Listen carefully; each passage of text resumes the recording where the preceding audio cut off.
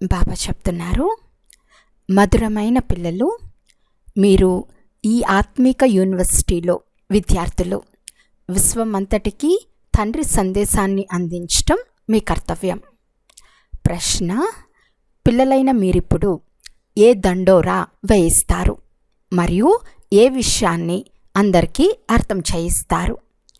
జవాబు: అందరికీ ఈ దండోరా అంటే సందేశంను వినిపించండి. ఈ నూతన దైవీ సామ్రాజ్యం మళ్ళీ స్థాపన కానున్నది. అనేక ధర్మాలతో సహా మొత్తం ప్రపంచమంతా ఇప్పుడు వినాశనం అవ్వనున్నది. మీరంతా నిశ్చింతంగా ఉండండి. ఇప్పుడు ప్రపంచమంతటా వ్యాపించి ఉన్న గల్లాటాలు, గడబిడల గురించి మీరేమీ చింతించకండి. ఇది అంతర్జాతీయ సమస్య, అంటే ఇంటర్నేషనల్ రోల్. యుద్ధం తప్పకుండా జరుగుతుంది. దాని తర్వాత దైవీ రాజధాని వస్తుంది.